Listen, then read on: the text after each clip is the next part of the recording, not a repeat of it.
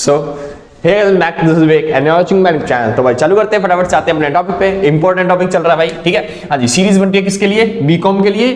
Programme हो चाहे accounts में हो, आपके लिए एप्लीकेबल हो जाएगी, ठीक है। बस बीकॉम वालों के लिए सीरीज बन रही है, ठीक है। और चालू करते हैं भाई कंपनी लॉ। और कंपनी लॉ का हम करने वाले हैं भाई यूनिट 2 का, भाई सेकंड यूनिट है ये, तो यूनिट 2 का फर्स्ट चैप्टर, ठीक है भाई।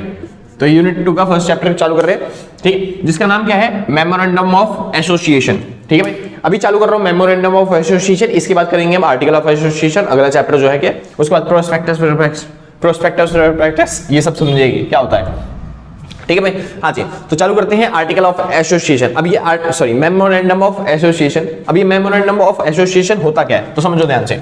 एमओए क्या होता है? एक written, it is a written document that defines for what company is incorporated. मतलब कि ना एक रिटन डॉक्यूमेंट होता है जो कि ये डिफाइन करता है, ये बताता है कि एक कंपनी किस काम को करने के लिए बनी है। आसान है, यानी कंपनी के ऑब्जेक्टिव्स क्या है उनको दिखाने के लिए, यानी क्या काम कंपनी करेगी उसको दिखाने के लिए जो डॉक्यूमेंट बनाया गया, उसी डॉक्यूमेंट को क्या बोलते हैं भाई?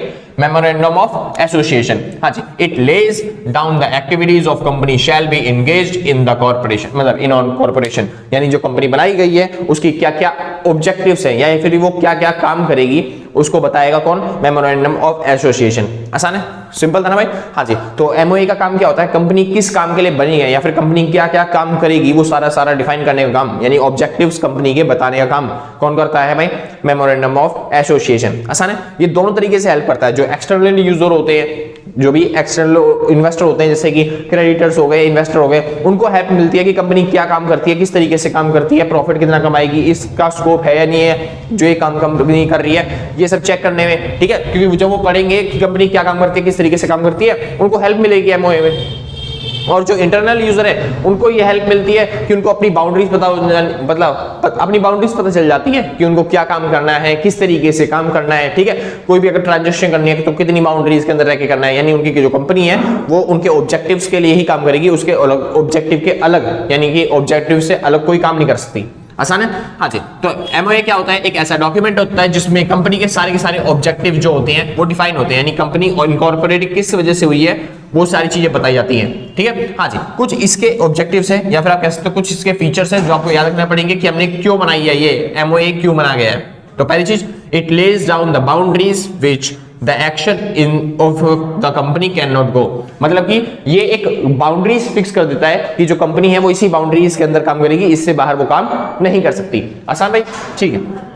यानी कि फॉर एग्जांपल के तौर पे जो भी चीज हमने एमओए के अंदर लिखी है वही काम कंपनी कर पाएगी, उसके अलावा काम नहीं कर पाएगी। जैसे कि मान लो हमने लिखा है हमारी कंपनी की ऑथराइज कैपिटल जो होनी चाहिए वो 10 करोड़ रुपए होनी चाहिए, ठीक है। तो कंपनी जो शेयर्स है वो 10 करोड़ रुपए तक के इशू करेगी, उससे ज्यादा के शेयर्स इशू नहीं कर सकती, 12 करोड़ या फिर 14 करोड़ इनके शेयर इशू नहीं कर सकती। मतलब जो भी काम एमओए में लिखा है कंपनी उतना ही काम कर सकती है, उससे ज्यादा नहीं, ठीक है। Objective and purpose of company. अच्छा, एमओए के अंदर ऑब्जेक्टिव भी लिखे होते हैं और पर्पस भी लिखा होता है, कंपनी क्यों बनाई गई है। जैसे हमारी कंपनी जो है वो है भाई एक तरीके की कंपनी है जो कि क्या बनाती है?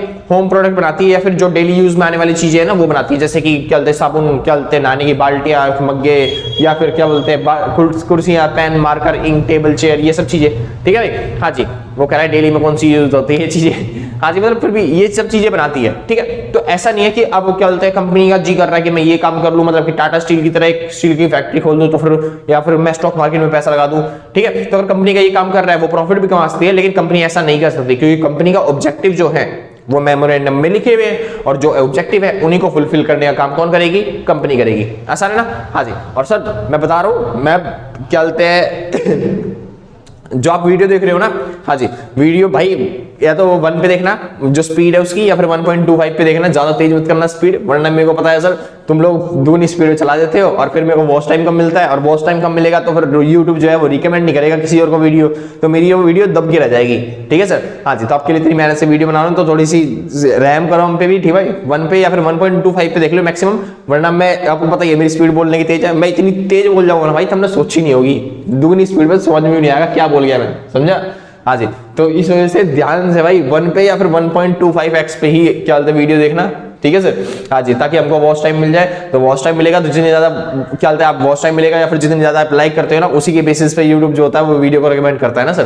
तो ग्रोथ का चांस हमारा तभी हो पाएगा जब आप हेल्प करोगे थोड़ी सी, ठीक है सर, तो ध्यान से। और हाँ, हेल्प की बात आई है तो भाई मेरा चैनल जो है, आप जिस चैनल पे देख रहे हो शायद वो मेरा चैनल हो, ठीक है, लेकिन अगर नहीं है, अगर आप एक्सप्लेन चैनल पे देख रहे हो तो नीचे डिस्क्रिप्शन में दे रखा है विवेक मिश्रा इकोनॉमिक्स के नाम से, या फिर आप यूट्यूब पे सर्च करोगे विवेक मिश्रा इकोनॉमिक्स के नाम से तो मेरा पर्सनल चैनल आ जाएगा जिसमें मैं आपसे कॉन्टैक्ट कर सकता हूँ, ठीक है सर। हाँ जी, और उनकी वीडियो अगर आप विवेक मिश्रा इकोनॉमिक्स पे हो तो अगर मेरे से कॉन्टैक्ट करना चाहते हो तो डिस्क्रिप्शन में आपको लिंक दे रखा है इंस्टाग्राम का, तो आप वहां पे आ सकते हो, सीधा डीएम करो, आपको क्या बोलते हैं सारे के सारे रिप्लाई मिल जाएंगे, ठीक है भाई। फिलहाल चालू करते हैं, वापस अपने टॉपिक पे आते हैं भाई। हाँ जी, it contains power and objects of क्या बोलते हैं कंपनी, यानी जो कंपनी की पावर है, कंपनी के पास ताकत क्या क्या है, यानी कंपनी कहां तक काम कर सकती है, कितना काम कर सकती है, और उसके ऑब्जेक्टिव क्या है, कंपनी क्या क्या काम करना चाहती है, ठीक है, वो सारी की सारी बातें किसके अंदर होगी, एमओए के अंदर लिखी होती है। ये तो पहले बता चुका हूं। ड्यूरिंग द इनकॉर्पोरेशन, हाँ ये इंपॉर्टेंट टॉपिक है भाई। During the incorporation registration of company two primarily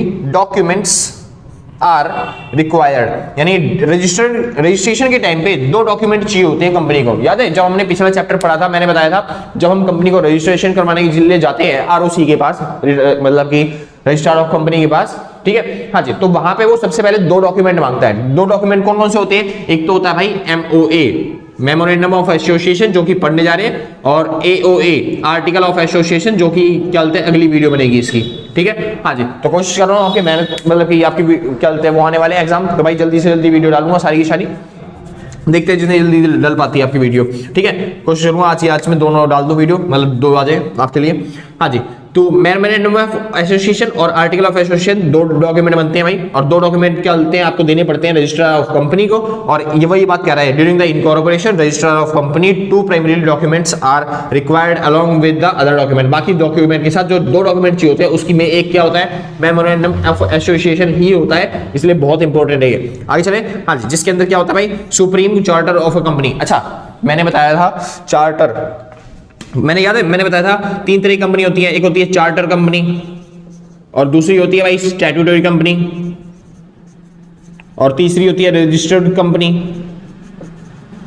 पिछली वीडियो में आपने सीखे होंगे। तो चार्टर्ड कंपनी क्या होती है, ऐसी कंपनियां जिसे कौन खुलवाती है भाई, जिसे खुलवाती है क्या बोलते हैं राजा महाराजा, ऐसे लोग खुलवाते थे, जैसे पुराने जमाने में जो राजा वाजा होते थे वो खुलवाते थे। तो वो किसको देते थे कंपनी खोलने के लिए, वो बोलते थे चार्टर को दे देते थे, और चार्टर क्या करता था अपने हिसाब से वो कंपनी खोल देता, जो भी चीजें चार्टर बताता था वो खोल देते थे कंपनी। तो चार्टर मैंने बोला था एक इंसान होता है जो फिर क्या बोलते हैं जो राजा महाराजा होते हैं, जिस इंसान को वो काम सौंपते हैं कंपनी खोलने का, उसे क्या बोलते हैं चार्टर।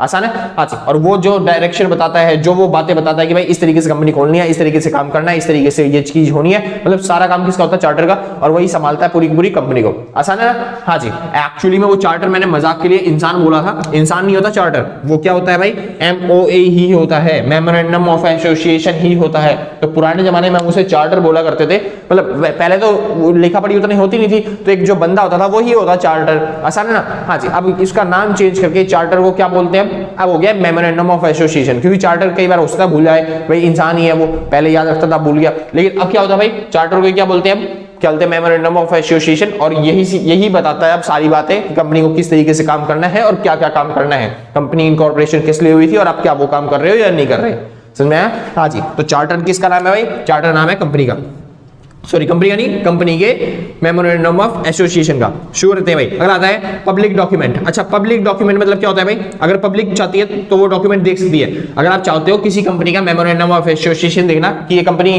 क्या जो खुली है वो किस वजह से खुली है, तो आप जाके आराम से देख सकते हो। आपको रजिस्ट्रार ऑफ कंपनी के पास फाइल करना पड़ेगा और उसके बाद थोड़ी सी फीस होगी, आप वो फीस दे दोगे तो किसी भी कंपनी का आप एमओए निकलवा सकते हो। आसान है। हाँ जी, आप भी चेक कर सकते हो किसी भी कंपनी का। आगे चलते हैं भाई, बात आती है क्लॉज ऑफ मेमोरेंडम। बस सिंपल सा बात था भाई, मेमोरेंडम ऑफ एसोसिएशन होता क्या है, बस सिंपल सी बात है, एक डॉक्यूमेंट होता है जो कि क्या बोलते हैं कंपनी के सारे ऑब्जेक्टिव्स को बताता है कि कंपनी के क्या क्या ऑब्जेक्टिव्स है और क्या फिर कंपनी किस तरीके से काम करेगी। आसान भाई, ठीक। आगे चलते हैं clause of memorandum. Clause of memorandum बात आती है भाई, क्लॉज ऑफ मेमोरेंडम के अंदर ना ये मान लो एक तरीके से ये है memorandum of association. Memorandum of association बताता है कंपनी के जो ऑब्जेक्टिव है या फिर कंपनी कहां तक काम कर सकती है, किस लिमिट तक काम कर सकती है, उसकी लिमिट होती है, ठीक है। और जो कंपनी की लिमिट है, यानी कंपनी क्या क्या काम कर सकती है, कितनी कितनी उसकी लिमिट है, मतलब मेमोरेंडम ऑफ एसोसिएशन के अंदर सारी बातें लिखी होती हैं। और वो जो सारी बातें लिखी होती हैं वो पता कैसे चले भाई कौन सी बातों को कहां पे लिखा होगा। आसान। कौन सी बातों को कहां पे लिखा जा रहा है वो पता कैसे करें, क्योंकि जो मेमोरेंडम ऑफ एसोसिएशन है वो क्या है, एक शीट है, एक पेज है या फिर एक बुक है मान लो। अब वो उस बुक में मेमोरेंडम ऑफ एसोसिएशन में हम कौन सी बातें कहां पे लिख रहे हैं वो कैसे पता चलेगा, वो पता चलेगा भाई क्लॉज से। किससे पता चलेगा, क्लॉज से। तो क्लॉज क्या है, बस कुछ नहीं है, ये मान लो एक तरीके से चैप्टर्स के नाम है, जिस चैप्टर्स के अंदर वो बातें लिखी होंगी जो कि उससे रिलेटेड है। आसान है, मेमोरेंडम ऑफ एसोसिएशन से। तो फॉर एग्जांपल के तौर पे अभी यहाँ पे क्लॉज ऑफ मेमोरेंडम में केवल 7 है। क्लॉज कितने मेमोरेंडम के, 7। आसान है, मेमोरेंडम ऑफ एसोसिएशन बेसिकली। तो मेमोरेंडम के क्लॉज कितने हैं, हाँ जी 7 क्लॉज हैं। 7 में से आपको खाली 6 ही करने हैं। जो 7वां है वो केवल 1% कंपनी के लिए है। तो अगर आप 1% कंपनी बना रहे हो तब आपको 7वें की जरूरत पड़ेगी, वरना 6 कंपनी मतलब 6 क्लॉज जो है वो बहुत है। मतलब 6 चैप्टर्स आपको पढ़ने हैं, बुक के नहीं, ये टॉपिक्स में। मतलब 6 टॉपिक आपको पढ़ने हैं और आपका क्या होता है, चैप्टर क्या हो जाएगा, खत्म हो जाएगा। शुरू करते हैं। सबसे पहला क्लॉज आता है भाई नेम क्लॉज। तो मेमोरेंडम ऑफ एसोसिएशन में लिखा होगा सबसे पहला चैप्टर क्या, नेम क्लॉज, की कंपनी का नाम क्या रखा जाएगा। आसान है, हाँ जी। तो नाम फिक्स किया जाएगा कंपनी का, यानी नाम क्यों फिक्स किया ऐसा और किस तरीके से फिक्स किया, हमने यही नाम क्यों रखा और कोई नाम हम क्या सजेस्ट कर रहे थे, तो वो सारी बातें किसके अंदर लिखी होंगी, मेमोरेंडम ऑफ एसोसिएशन के नेम क्लॉज के अंदर। आसान है, बिल्कुल 6 क्लॉज करने हैं, उसके बाद चैप्टर खत्म। तो नेम क्लॉज क्या कहता है, must be state the name of company. मतलब कि नेम क्लॉज के अंदर, मतलब कि कंपनी के नेम क्लॉज के अंदर पक्की बात है कि आपको नाम तो रखना पड़ेगा कंपनी का। तो जो भी नाम रखा होगा कंपनी का वो आपको बताना पड़ेगा कि भाई कंपनी का ये नाम रखने जा रहे हैं मेमोरेंडम ऑफ एसोसिएशन के अंदर। आसान है, ठीक भाई। आगे चलते हैं। और आपको ये बताना पड़ेगा दूसरी चीज कि वो पब्लिक कंपनी है आपकी या फिर प्राइवेट कंपनी है। तो एमओए के अंदर क्या क्या बातें होंगी, वो सारी बातें ये होंगी जो कि चैप्टर्स में टॉपिक्स में डिवाइड कर रखी है, मतलब 6 टॉपिक्स में। ठीक है, हाँ जी। तो पहले टॉपिक के अंदर आपको एमओए के अंदर क्या बात होगी, पहली चीज आपको नाम बताना पड़ेगा कंपनी का। दूसरी चीज वो पब्लिक कंपनी है फिर वो प्राइवेट कंपनी है, ये बताना पड़ेगा। अगर वो पब्लिक कंपनी है तो उसके पीछे लिमिटेड लगाना पड़ेगा, और अगर प्राइवेट कंपनी है तो उसके पीछे क्या लगाना पड़ेगा, प्राइवेट लिमिटेड लगाना पड़ेगा। आसानी से हो जाएगा। हाँ जी। अगली चीज प्रोविजंस फॉर एम्बेल्स, हाँ जी, प्रोविजंस फॉर एम्बलेम्स एक्ट 1950। तो एम्बलेम्स एक्ट के हिसाब से कुछ प्रोविजंस हैं। कुछ प्रोविजन क्या है, बेसिकली ये वो प्रोविजंस हैं जो ये कहते हैं कि आप ये नाम नहीं रख सकते। आसान है, एम्बलेम्स एक्ट के हिसाब से कुछ ऐसे प्रोविजंस हैं जो कहते हैं कि आप ये नाम नहीं रख सकते। जैसे अगर आप कंपनी का नाम रखने जा रहे हो तो बताया था कंपनी का नाम कंपलसरी है, पब्लिक और प्राइवेट कंपनी होनी चाहिए। ठीक है, आप कौन से नाम नहीं रख सकते, WHO या फिर UNO। अगर कोई ऐसा नाम आता है जो कि गवर्नमेंट की कंपनी है पहले से ही, तो आप वैसे नाम नहीं रख सकते। और कंपनी के अंदर आप किंग वर्ड नहीं लगा सकते, लॉर्ड वर्ड नहीं लगा सकते, कोई गवर्नमेंट वर्ड नहीं लगा सकते। जैसे मैं खोल दूं विवेक गवर्नमेंट कंपनी, ठीक है भाई, तो ऐसे कई लोगों को भ्रम हो जाता है कि भाई गवर्नमेंट की कंपनी है लेकिन होती वो प्राइवेट की कंपनी है। तो इस वजह से आप ऐसे नामों का यूज नहीं कर सकते। आसान है। दूसरी चीज एनिमी कंट्री। अगर आपकी कोई एनिमी कंट्री है, यानी कि हमारी जैसे मान लो कोई एग्जांपल के तौर पे कोई अगर हमारी एनिमी कंट्री है, ठीक है, वैसे तो नहीं है, ठीक है, वो कह रहा नहीं है, मान लेते हैं, ठीक है। अगर जैसे कि कोई हमारी एनिमी कंट्री है, ठीक है, जैसे कि हाँ ठीक है, एग्जांपल छोड़ दो, ठीक है, कंट्रोवर्सी में नहीं फंसना भाई। तो अगर मान लो हमारी कोई एनिमी कंट्री है तो उसकी मतलब कि उसके नाम का यूज नहीं कर सकते हम कंपनी के अंदर। ठीक है, कंपनी में नाम में मतलब कंपनी के नाम में उस नाम का देश का नाम नहीं होना चाहिए। ठीक है, आगे चलते हैं। बैंकिंग, इंश्योरेंस, ट्रस्ट, इन्वेस्टमेंट, ऐसे नामों का हम यूज तभी कर सकते हैं जब हमारी के पास क्या हो, कोई बैंकिंग या फिर इन्वेस्टमेंट कंपनी हो। अगर हमारी पास बैंकिंग या फिर इन्वेस्टमेंट कंपनी नहीं है तो हम ऐसे नाम्स का भी यूज नहीं कर सकते। आसान है। मान लो मेरी सोप बेचने की कंपनी है, साबुन बेचने की कंपनी है, तो मैं बैंकिंग, ट्रस्ट, इन्वेस्टमेंट ये सब नाम यूज नहीं कर सकता। आगे चले भाई। हाँ जी, अगला आता है भाई 5वां पॉइंट। तो 1 2 3 4 ही हो गए। 5वां पॉइंट चलते हैं। Reservation of name. क्या मैं जो भी नाम मतलब फिक्स कर रहा हूं क्या वो मैं रिजर्व करवा सकता हूं? ये बात हमने पिछले टॉपिक में भी पढ़ी थी। हाँ जी, आप रिजर्व करवा सकते हो। तो क्या होगा, जैसे आप जाओगे रजिस्ट्रार ऑफ कंपनी के पास, क्या लेके, MOA लेके, मेमोरेंडम ऑफ एसोसिएशन, और AOA लेके। तो जब आप जाओगे इनके पास, रजिस्ट्रार ऑफ कंपनी के पास, तो आप ना उनको कुछ नाम सजेस्ट करोगे। लगभग 6 नाम होते हैं जो आप इनको सजेस्ट करोगे कि मैं इन 6 नाम के लिए अप्रूवल देता हूं कि मैं इनमें से कोई सा भी नाम रख सकता हूं अपनी कंपनी का। ठीक है, तो वो ROC चेक करेगा, ROC चेक करेंगे कि भाई आपका जो नाम है कंपनी का जो आपने सजेस्ट किया है हमको, उनमें से कोई नाम आपको एक दिया जा सकता है क्या? कोई कंपनी ऐसी तो नहीं है ना जो पहले से खुली पड़ी है इस नाम से। तो क्या वो चेक करेंगे अपने पूरे डाटा में, अगर वो नाम दिया जा सकता है तो आपको बता देंगे हाँ जी हम आपको दे सकते हैं इन नाम में से ये वाला नाम। ठीक है, और अगर नहीं दिया सकता तो उसको डिक्लाइन कर देंगे, यानी कि ये एक्सेप्ट भी कर सकते हैं और उसको रिजेक्ट भी कर सकते हैं। आसान है। लेकिन इनको टाइम कितने दिन का दिया जाएगा? मात्र, याद है करवाया था मैंने, हाँ जी, इनको टाइम कितने दिन का दिया जाएगा? इनको टाइम दिया जाएगा 7 दिन का, यानी 7 दिन के अंदर ये लोग चेक करके एक्सेप्ट या फिर रिजेक्ट करके बता देंगे कि आपको भाई हाँ आपका नाम जो एक्सेप्ट हो गया या फिर कोई नया नाम आपको ढूंढना पड़ेगा। ठीक है। हाँ जी, और जो भी नाम आपको इन्होंने बताया, मान लो एक्सेप्ट कर दिया और आपको नाम बताया जैसे कि विवेक इकोनॉमिक्स, ठीक है। हाँ जी, तो जैसे कि आपको बता दिया विवेक मिश्रा इकोनॉमिक्स एक नाम बना दी कंपनी की, सॉरी भाई पी, ठीक है। हाँ, तुम समझते हो। तो विवेक मिश्रा इकोनॉमिक्स मान लो एक कंपनी का नाम आपको बता दिया कि आपको सजेस्ट कर दिया। अब मेरे पास इस कंपनी को, इस नाम को लेने के लिए मेरे पास रिजर्व करवाने के लिए 60 दिन का टाइम है। अगर मैं 60 दिन तक इस काम को क्या करता हूँ, रिजर्व करवाता हूँ। अगर मैंने 60 दिन बाद इस नाम को लिया नहीं या फिर अपने नाम की कंपनी नहीं खोली, इस नाम की कंपनी नहीं खोली, तो ये नाम किसी और को दे दिया जाएगा, मेरे लिए वो नाम रहेगा नहीं। आसान है, मेरे को दोबारा अप्लाई करना पड़ेगा किसी नए नाम के लिए। तो मेरे को रिजर्वेशन का टाइम मिल सकता है, लेकिन कितने दिन के लिए, 60 दिन के लिए। ये आपको पहले सिखा चुका था, आपको आता होगा। शुरू करते हैं भाई, बात आती है दूसरा पॉइंट, मतलब कि क्लॉज में दूसरा चैप्टर, ये हमारी दूसरा पॉइंट, ठीक है। रजिस्ट्रेशन ऑफिस और डोमिसाइल क्लॉज, यानी कि आपको एमओएम के अंदर पहले चीज तो नाम वाली सारी डिटेल हो गई भाई, कि नाम आपको इस तरीके से होने चाहिए, इस तरीके से होने चाहिए, और ये ऐसे ऐसा नाम नहीं रख सकते आप लोग, ठीक है भाई। हाँ जी, और आपको रिजर्वेशन सब नाम के बारे में हो गया, एमओए के बारे में पढ़ लिया कि नाम कैसे डिसाइड हुआ हमारा। आगे चलते हैं, रिजर्वेशन ऑफ, अच्छा ये रहा रजिस्ट्रेशन ऑफिस। अब दूसरी चीज आपको बतानी पड़ेगी एमओए के अंदर कि आपका ऑफिस कहां पे होगा, जहां पे कंपनी काम करेगी, वर्क करेगी, वहां पे ऑफिस क्या होगा, क्योंकि उसी ऑफिस पे जो कंपनी वाले हैं या फिर जो रजिस्ट्रार ऑफ कंपनी वाले हैं वो लोग क्या करेंगे, नोटिस भेजेंगे, मैसेज भेजेंगे, या फिर जो क्या बोलते हैं पब्लिक होगी वो भी अगर कोई बात करना चाहते हैं तो किस जगह पे, किस एड्रेस पे आप रहते हो, कहां पे आप मिलोगे, जिससे आपके साथ बात करी जा सके, ठीक है, वो आपको एड्रेस देना पड़ेगा उनको, ठीक है। हाँ जी, तो एमओए के अंदर क्या बताना पड़ेगा आपको, मस्ट हैव रजिस्टर्ड ऑफिस, आपके पास एक जरूरी है कि आपके पास रजिस्टर्ड ऑफिस हो जहां पे सारी नोटिस भेज जाए, एमओए के अंदर लिखना पड़ेगा उसे, ठीक है। Company statutory books must be kept, हाँ जी, तो जो कंपनी की जो बुक्स होती हैं, जैसे कि फाइनेंशियल अकाउंटिंग हो गई, ट्रेड मतलब बैलेंस हो गया, या फिर जो इनवॉइस होते हैं, जितने भी ट्रांजैक्शन हुई है उसके इनवॉइस, ठीक है, मेमो जितने भी होते हैं, वो सारे ट्रांजैक्शंस की बुक्स आपके पास क्या होनी चाहिए, उस जगह पे रखी होनी चाहिए, कहां पे, जो भी आपका रजिस्टर्ड ऑफिस आपने इसके अंदर बता रखा होगा, ठीक है। हाँ जी, notice and other communication can be send, यानी कि एक रजिस्टर्ड ऑफिस क्यों जब ये बताना, क्योंकि वहां पे ना भाई कम्युनिकेशन के लिए नोटिस भेजे जाएंगे आपके पास, और जो क्या बोलते हैं अदर कम्युनिकेशन, बाकी और भी कम्युनिकेशन है कि भाई ट्रांजैक्शन की क्या बोलते हैं वाउचर जो होंगे, ट्रांजैक्शन लेने के लिए जगह होगी, वो सब भेजा जाएगा। तो आपके पास एक रजिस्टर्ड ऑफिस होना चाहिए कहीं पे। इनकॉर्पोरेशन कमेंसमेंट 30, अच्छा ये क्या चीज है समझिए ध्यान से, जो रजिस्टर्ड ऑफिस है ना, आपको आरओसी को बताना पड़ेगा, एक तो एमओए में लिखोगे और एक आपको किसको बताना पड़ेगा, आरओसी को बताना पड़ेगा। तो वो आरओसी को कब बताना पड़ेगा, आपको टाइम दिया जाएगा 30 दिन का, कितने दिन का, 30 दिन का टाइम दिया जाएगा।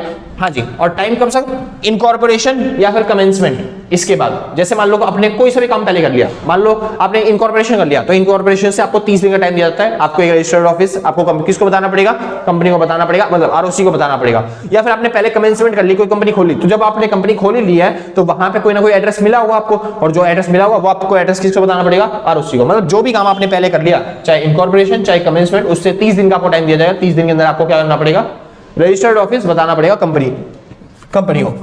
आगे चलते हैं, ऑब्जेक्ट क्लॉज बात आती है भाई, ऑब्जेक्ट यानी कंपनी के ऑब्जेक्ट क्या है वो सब बताने पड़ेंगे किसके अंदर, सबसे मतलब कि मेमोरेंडम ऑफ एसोसिएशन में। शुरू करते हैं, मस्ट स्टेट द ऑब्जेक्टिव, यानी ऑब्जेक्ट क्लॉज क्या कहता है कि आपको एमओएम के अंदर आपको बताना पड़ेगा क्या ऑब्जेक्टिव क्या है कंपनी क्या क्या काम करेगी और किस तरीके से काम करेगी, ठीक है। Should not be against policy of constitution, जो कॉन्स्टिट्यूशन की पॉलिसी है उसकी अगेंस्ट नहीं होना चाहिए, आपका उल्टा सीधा काम नहीं होना चाहिए, क्या आप उल्टा सीधा काम कर रहे हैं, या फिर जो आपने ऑब्जेक्टिव्स गवर्नमेंट ने बताए थे उसके विपरीत नहीं होना चाहिए, समझ में आया। हाँ जी, फॉर एग्जाम्पल के तौर पर मान लो आपने बताया कंपनी को कि भाई मेरी कंपनी है जो कि बनाती है पेन, ठीक है, हाँ जी, लेकिन आप बना रहे हैं वहां पे बंदूकें, तो ऐसे काम नहीं होने चाहिए सर। हाँ जी, इसी साल लगा पॉइंट क्या आता है, इलीगल काम नहीं होना चाहिए और अगेंस्ट पब्लिक पॉलिसी के अगेंस्ट नहीं होना चाहिए। मतलब ऐसा नहीं हो कि आप क्या बोलते हैं, बोल रहे हो हम क्या बोलते हैं ग्रीन इलेक्ट्रिसिटी पे जा रहे हैं, हम ग्रीन इलेक्ट्रिसिटी को प्रमोट कर रहे हैं, हम उसकी मतलब की हम ना ग्रीन इलेक्ट्रिक वो बनाने कंपनी, जैसे अभी फिलहाल कौन सी चल रही है, टाटा कंपनी चल रही है, मतलब टाटा की पावर चल रही है ना।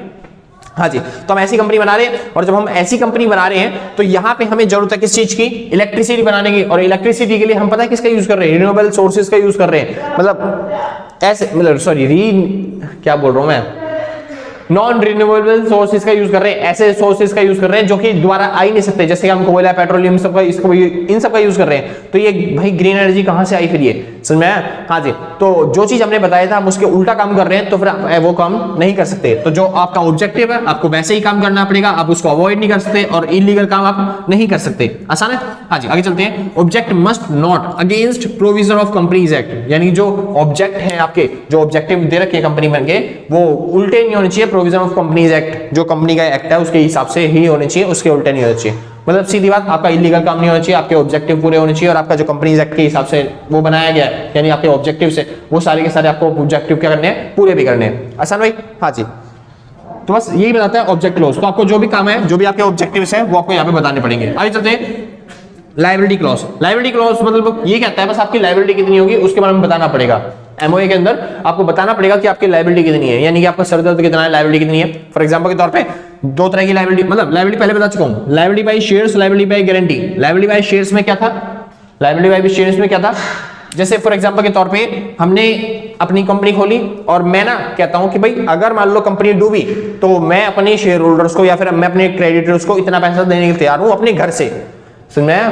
हाँ जी, तो मेरी लायबिलिटी क्या बनती है, अनलिमिटेड। लेकिन इतना भी नहीं है कि मैं अपना घर बार सब चीज बेचना चालू कर दूं। तो मैंने क्या करा, लायबिलिटी बाय शेयर्स किया, यानी मैं उतना ही पैसे दूंगा जो अनपेड शेयर होंगे। कौन से होंगे?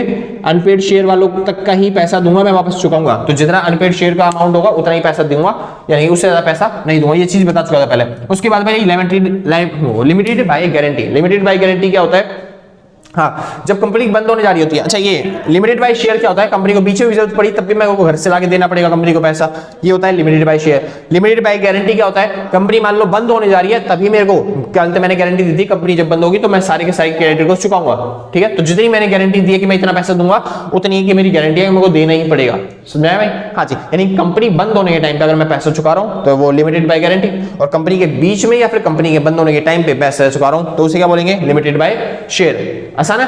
हाँ जी, तो आपको बताना पड़ेगा आपकी किस तरीके से कंपनी है और आप किस तरीके की गारंटी प्रोवाइड कर रहे हो अपने क्रेडिटर्स को, डिबेंचर होल्डर को, इन सबको।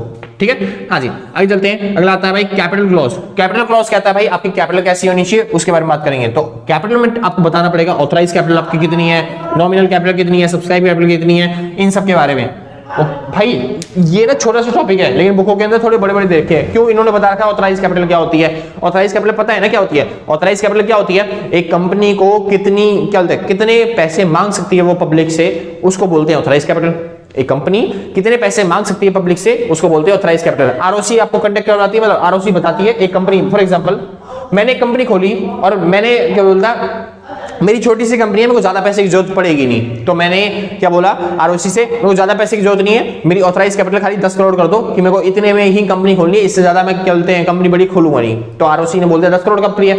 अब भाई मेरे को देखा, मैं तो कंपनी बढ़ती जा रही है, बिजनेस बढ़ता जा रहा है, तेरा भाई फेमस होता जा रहा है, तो इस वजह से क्या हो रहा है भाई, हम यहाँ पे हाँ जी, लोग कह रहे हैं कि हमारे हमको कंपनी के शेयर खरीदने कंपनी के शेयर, और मैंने सोचा भाई कंपनी को बिजनेस करने के लिए, कंपनी का एक्सपेंशन करने के लिए मेरे को किसकी जरूरत है, पैसे की जरूरत है। और पैसे कहां से लाए जाए, शेयर्स इशू करते हैं। तो मैंने सोचा शेयर्स और इशू कर देते हैं, तो मैंने 15 लाख शेयर, मतलब 15 करोड़ के शेयर इशू कर दिए। क्या मैं कर सकता हूं ऐसा? नहीं कर सकता भाई, ये इलीगल है, क्योंकि मेरी ऑथराइज कैपिटल यानी आरओसी ने मेरे को पावर कितनी दे रखी है कि मैं 10 करोड़ तक के शेयर इशू कर सकता हूं, लेकिन मैं कितना कर रहा हूं 15 करोड़, तो ये इलीगल है। मेरे को 10 करोड़ के ही शेयर इशू करने, उससे ज्यादा के मैं शेयर इशू कर ही नहीं सकता। आसान भाई? हाँ जी, तो ऑथराइज कैपिटल बस आपको बताती है कि आपकी अथॉरिटी कितनी है, यानी आप कितने शेयर इशू कर सकते हो। इसके बाद आता है कौन सा, हाँ जी, सब्सक्राइब कैपिटल या फिर नॉमिनल कैपिटल। नॉमिनल कैपिटल छोड़ो, नॉमिनल कैपिटल क्या होती है, ऐसी कैपिटल जितनी आपने क्या बोलते हैं इशू नहीं, जो इशू कर रखी होती है वो सब्सक्राइब कैपिटल होती है। नॉमिनल कैपिटल वो होती है जितना पैसा आपको लगता है कि भाई आ सकता है, या फिर उम्मीद है कि भाई इतना पैसा आ जाएगा आपके पास। आसान है? हाँ जी, यानी कि मान लो मेरे पास ऑथराइज कैपिटल गवर्नमेंट ने बोली थी कि भाई कितनी है,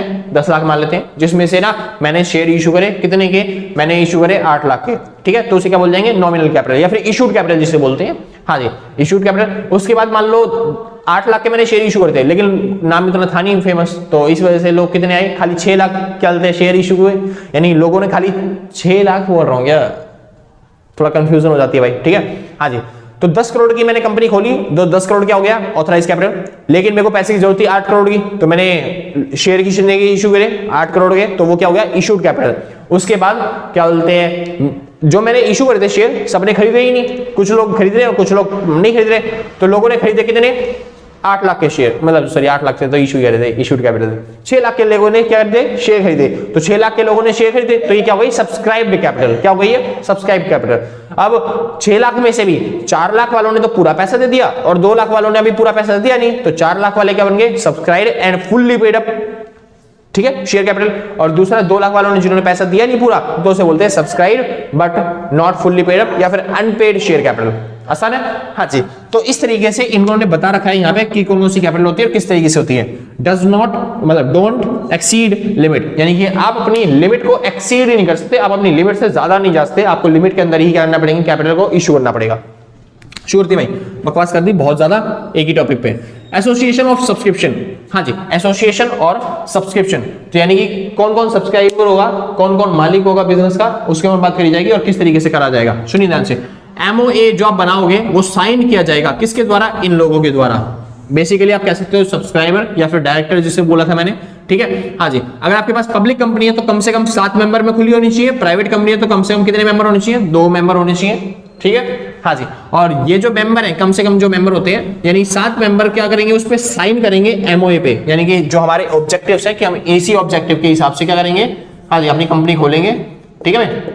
तो आपको क्या करना पड़ेगा, एमओए पे साइन करना पड़ेगा। और प्राइवेट कंपनी है तो आपको कम से कम 2 लोगों को क्या करना पड़ेगा, उस पे साइन करना पड़ेगा कि भाई हाँ हम इस तरीके से कंपनी चलाएंगे। और ये जो लोग साइन करेंगे, हाँ जी वो आर डिजायर्ड टू फॉर्म, यानी कि जो बनाना चाहते हैं, जो कंपनी साइन करना चाहते हैं, उनको क्या बोला जाएगा, सब्सक्राइबर्स। क्या बोला जाएगा, सब्सक्राइबर्स, की एक कंपनी के क्या है, सब्सक्राइबर्स है। और उनके पास कम से कम 1 शेयर तो होना ही चाहिए, विद एट लीस्ट 1 शेयर, यानी कि वो जो सब्सक्राइबर है उनके पास कम से कम कितना शेयर होने चाहिए, 1 शेयर। ऐसा नहीं है कि कोई भी आ गया और उसने साइन कर दिया, भाई उसके पास कम से कम 1 शेयर होना चाहिए ताकि दिखे कि भाई हाँ थोड़ा बहुत तो इंटरेस्ट है इसका इस कंपनी में, तो ये कंपनी को छोड़ के भगेगा नहीं, ठीक है। हाँ जी, उसके बाद 1 विटनेस, क्या होना चाहिए, कम से कम 1 विटनेस होना चाहिए जो साथ में गवाही दे भाई हाँ इन लोगों ने क्या किया था, साइन किया था यहाँ पे एमओए पे, ठीक है।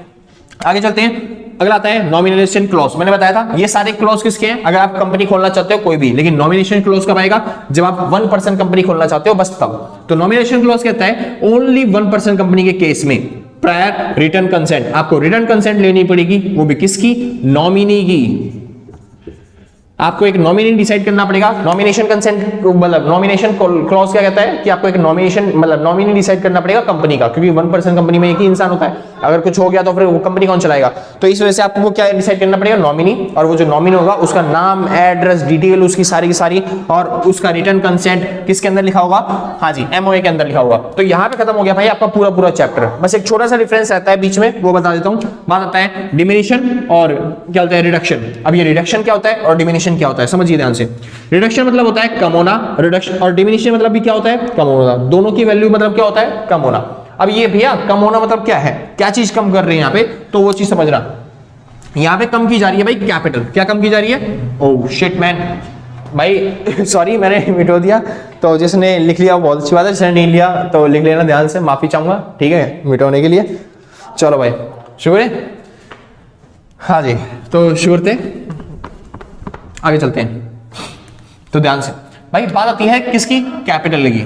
तो मैंने मान लो भाई कैपिटल वापस आ जाते हैं, मैंने 10 करोड़ की एक कंपनी खोली जिसमें से मैंने 8 करोड़ के शेयर इशू करे, जिसमें से लोगों ने कितना मांगा, 6 करोड़ के शेयर मांगे, ठीक है। 6 करोड़ में से 4 करोड़ के जो शेयर है वो तो है फुल्ली पेड अप, क्या है, फुल्ली पेड अप, जिनका पूरा पैसा आया हुआ है। और 2 करोड़ के ऐसे शेयर है जिनका वो है अनपेड शेयर, यानी कि उनका थोड़ा पैसा आया और थोड़ा पैसा उनका नहीं आया, ठीक है, यानी थोड़ा पैसा आया और थोड़ा पैसा नहीं आया। अच्छा रिडक्शन, रिडक्शन मतलब क्या होता है, ये जो मेरे सब्सक्राइब्ड कैपिटल है जिसको क्या बोलते हैं, फुल्ली सब्सक्राइब्ड कैपिटल, ठीक है, ये जो मेरी सब्सक्राइब कैपिटल है अगर मैं इसको कम कर रहा हूं, यानी कि मैं शेयर लेके और उन शेयर को अपने पास रिजर्व कर रहा हूं, जैसे कंपनी करती है बाय बैक करती है कंपनियां, हाँ या फिर शेयर करके खरीद के कैंसिल कर देती है उन शेयर्स को, ठीक है। तो वही चीज अगर मैं रिडक्शन कर रहा हूं किसका, फुल्ली पेड अप शेयर का, यानी कि इनको खरीद के और उनको मैं कैंसिल कर दे रहा हूं, तो इसको बोलते हैं भाई क्या, रिडक्शन। आसान, ठीक। लेकिन अगर मैं ऐसे शेयर का जो मैंने अभी क्या बोलते हैं अनपेड है, या फिर मैंने जो अभी इशू ही नहीं किए, अनइशूड, अगर कोई ऐसे शेयर है जिनको मैंने इशू नहीं किया, जैसे ये 2 लाख शेयर है, मतलब सॉरी 2 करोड़ के शेयर है और ये भी 2 करोड़ के शेयर है, अगर मैं इनमें से किसी का क्या कर रहा हूं, क्या बोलते हैं इनको कम कर रहा हूं, यानी कि मैं इनको बाय बैक करके या फिर इसको कैंसिल कर रहा हूं इन शेयर को, तो उसको क्या बोलते हैं भाई, उसको बोलते हैं डिमिनिशन। क्या बोलते हैं, डिमिनिशन। आसान है, हाँ जी। अब इससे फर्क क्या पड़ेगा, सोचिए मैंने जो शेयर इशू ही नहीं किए, मैं अगर उसको कम कर रहा हूं ना, मतलब कि मैं ये जो अपनी ऑथराइज कैपिटल है ना इसको कम कर दे रहा हूं। मान लो मैंने 2 लाख इसको कम कर दिया, अब मैं कर रहा हूं खाली 6 लाख के इशू, यानी कि मैंने पहले की 2 लाख कैंसिल कर दिए, तो अब से मेरी ऑथराइज कैपिटल कितनी हो जाएगी, 2 लाख हो जाएगी। यानी कि इसको कम करने से, डिमिनिशन करने से हमारी किस पे फर्क पड़ता है, ऑथराइज कैपिटल पे, लेकिन इसको कम करने से ऑथराइज कैपिटल पे फर्क नहीं पड़ता। हाँ, लेकिन ये इशू किसके होते हैं, शेयर ये होते हैं जिन लोगों ने शेयर हमारे खरीद रखे हैं, तो अगर मैं उनके कम करता हूं तो मेरे को कंसेंट लेनी पड़ती है। बस सीधी बात वही करते हैं, इससे सब्सक्राइब कैपिटल पे फर्क नहीं पड़ता और इससे अनसब्सक्राइब कैपिटल पे फर्क पड़ता है। आसान है, मतलब कि ये जो सब्सक्राइब कैपिटल है इस पे फर्क, क्या बोल रहा हूं मैं, उल्टा सीधा तो नहीं कर दिया। सब्सक्राइब कैपिटल बाय रिडक्शन में सब्सक्राइब्ड कैपिटल और ये अनसब्सक्राइब कैपिटल, हाँ जी उल्टा बोल रहा हूं, इस ध्यान से सुनो, ये अलग हो रहा है। हाँ जी, डिमिनिशन मैंने क्या बताया, जो अनसब्सक्राइब कैपिटल है उस पे फर्क पड़ता है, तो डिमिनिशन से क्या होता है, अनसब्सक्राइब कैपिटल पे फर्क पड़ता है, और रिडक्शन से क्या होता है, ये जो सब्सक्राइब कैपिटल है इस पे फर्क पड़ता है। आसान है, कोई दिक्कत नहीं ना। हाँ जी, तो रिडक्शन से क्या होती है, जो हमारी सब्सक्राइब कैपिटल है वो कम हो जाती है, और डिमिनिशन से क्या होती है, हमारी अनसब्सक्राइब कैपिटल जिनको हमने इशू ही नहीं किया था वो वाली शेयर कैपिटल क्या हो जाती है, कम हो जाती है, और जिससे हमारी क्या होता है, जो ऑथराइज कैपिटल है उस पर भी फर्क पड़ता है। तो वही कह रहा है भाई, इसके लिए ना ऑर्डिनरी रेजोल्यूशन पास करना पड़ता है। कौन सा रेजोल्यूशन, ऑर्डिनरी रेजोल्यूशन, क्योंकि हमारी ऑथराइज कैपिटल है, हम कभी भी कम करना चाहते हैं तो कोई भी एक रेजोल्यूशन पास कर दो, मतलब कोई भी एक नोटिस दिखा दो और क्या बोलते हैं हम उसको कम कर सकते हैं आराम से। लेकिन अगर हम इनके शेयर बाईबैक करना चाहते हैं, कैंसिल करना चाहते हैं, तो मेरे को एक स्पेशल रेजोल्यूशन पास करना पड़ेगा, क्योंकि मेरे को आरओसी के पास जाना पड़ेगा, मेरे को बताना पड़ेगा कि मैं बाईबैक करने वाला हूं, और उसके बाद मेरे को नोटिस देना पड़ेगा, न्यूज में छपवाने पड़ेंगे कि भाई मैं बाईबैक करने वाला हूं, ताकि शेयर होल्डर्स को पता चल जाए और मैं उस शेयर को खरीद के कैंसिल कर दूंगा। आसान है। हाँ जी, तो यहाँ पे स्पेशल रेजोल्यूशन पास करना पड़ता है, यहाँ पे ऑर्डिनरी रेजोल्यूशन पास करोगे और काम चल जाएगा, क्योंकि शेयर्स हमको अपने कैंसिल करने हैं, जो शेयर हमारे पास ही है, तो उसके लिए ज्यादा मुश्किल होगी नहीं, लेकिन यहाँ पे लोगों से शेयर लेके कैंसिल करने पड़ते हैं। आगे चले। हाँ जी, अगली चीज, डिमिनिशन के लिए आपको ट्रिब्यूनल में जाने की जरूरत नहीं है, मतलब आपको कोर्ट वोर्ट में जाने की जरूरत नहीं है, क्योंकि आप अपने शेयर वही वाले कर रहे हो, जो आपके पास पड़े शेयर आप उन्हीं को कैंसिल कर रहे हो। लेकिन अगर रिडक्शन में जाना है तो वहां पे आपको ट्रिब्यूनल में जाना पड़ेगा, ट्रिब्यूनल में बताना पड़ेगा कि भाई हम ये वाले शेयर जो है, पब्लिक के शेयर जो है वो बाईबैक करने वाले हैं या फिर कैंसिल करने वाले हैं। ठीक है भाई। हाँ जी, तो अगर आप शेयर्स को कम करते हो, क्या बोलते हैं, पब्लिक से लेके, तो वो क्या होता है, रिडक्शन, जिसके अंदर हम सब्सक्राइब जो कैपिटल होती है उसको कम करते हैं। ठीक है। और अगर आप शेयर बायबैक करते हो या फिर कम करते हो अपने वो शेयर जो आपने इशू भी नहीं करे, तो उसे क्या बोलते हैं भाई, डिमिनिशन। बस एक छोटा सा डिफरेंस था, तो आप आराम से कर दोगे, तो होप आपको समझ में आएगा। तो भाई यहाँ पे खत्म होता है पूरा चैप्टर। ठीक है, तो वीडियो को अच्छी लगी तो लाइक शेयर सब्सक्राइब कर देना। ठीक है भाई, और जिन्होंने पहले से सब्सक्राइब कर रखा है, सच बता रहा हूँ भाई साहब, दिल से थैंक यू है, दिल से भी नहीं, कलोजों से, गुर्दों से, फेफड़ों से, शरीर के अंग से थैंक यू है। ठीक है। हाँ जी, और जिन्होंने नहीं कर रखा आराम तो कर दियो, कोई दिक्कत नहीं है, कोई आवाज नहीं आ रही भाई, हम भी हैं आप भी हो, मिलते हैं आपके एग्जाम के बाद। तो हाँ, नोट्स परचेज करने के लिए आप इस नंबर पर कांटेक्ट कर सकते हो और नोट्स परचेज कर सकते हो। और आज के लिए बस नहीं, मिलते हैं कल सेम टाइम सेम जगह अगले दिन। और टेंशन वैसे मतलब पेपर से पहले कोशिश कर रहा हूँ, हो जाएगा भाई तो बहुत अच्छी बात है, अगर नहीं हो पाया तो उसके लिए माफी चाहूंगा। मुश्किल से 3 चैप्टर रह जाएंगे, क्योंकि आपका मतलब कि दूसरी यूनिट चल रही है, दूसरी यूनिट की 2 वीडियो तो बना ही दूंगा मैं, मुश्किल कम से कम, मतलब आपके रह जाएंगे तो 3 यूनिट रह जाएंगी, मतलब उसके अंदर छोटे छोटे चैप्टर है, आप चाहो तो खुद पढ़ सकते हो या फिर आप नोट्स परचेज कर लेना, उसके अंदर आपको मिल जाएंगे। बहुत ही छोटे तरीके से लिखा हुआ हमने, आज जो मेन टॉपिक है खाली नोट्स के अंदर वही लिखा हुआ है, तो आप अगर वो पढ़ के जाते हो तब भी आपका बहुत आराम से हो जाएगा। ठीक है भाई। हाँ जी, बाकी कोशिश पूरी है भाई, लेकिन क्या करें भाई, यहाँ पे ऑफलाइन सेंटर चलता है ना, तो लोग क्या बोलते हैं, बच्चे यहाँ पे पढ़ने आते हैं, तो यहाँ पे 31 आ रहा है, तो उसके प्रोग्राम में थोड़ा सा लगे हुए हैं। ठीक है, क्योंकि मेन अर्निंग तो मेरी वहीं से होती है और सर उसको छोड़ नहीं सकता ना। हाँ, आपके लिए पूरी मेहनत कर रहा हूँ सर, दिन में 1 की जगह 2 बनाने की कोशिश कर रहा हूँ, मगर भाई थोड़ा समझो, 31 भी आ रहा है और दिसंबर भी था अभी, तो होते हैं कुछ काम। ठीक है, तो अगर कोई दिक्कत होगी तो भाई उसके लिए सॉरी। ठीक है, तो आज के लिए बस नहीं, मिलते हैं कल सेम टाइम सेम जगह दिन, और आप कर लोगे आराम से। ठीक है, अच्छा जाएगा सब चीज पेपर पर, टेंशन मतलब, और टेंशन मत लेना किसी बात की। ठीक है। हाँ जी, तो आज के लिए बस नहीं, मिलते हैं कल सेम टाइम सेम जगह दिन, और टाटा बाय बाय।